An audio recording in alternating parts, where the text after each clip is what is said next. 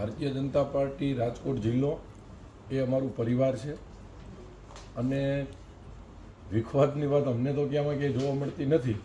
અમે બધાએ મુઠ્ઠીની જેમ તાકાત છે એમાં અમે બધાએ ભારતીય જનતા પાર્ટીના એક થઈને કાર્યકર્તા તરીકે બધાએ મહેનત કરી છે.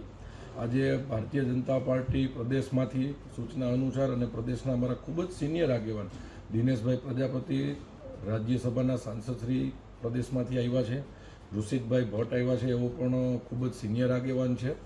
અને આખું જ અમારું જિલ્લાના તમામ ધારાસભ્યો, જિલ્લા પંચાયતના પ્રમુખ, આવી રીતે બધા જ સાથે મળી અને અમે પરિવારની જેમ બધું જ આયોજન કરશું અને નક્કી કરશું.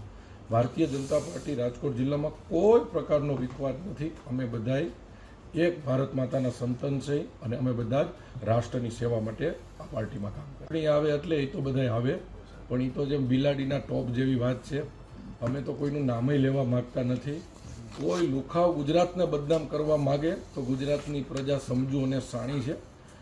દિલ્હીની અંદર કોઈ એવી નવી પાર્ટી આવી તેને 10 વર્ષ લોકોને ભોળવા હતા.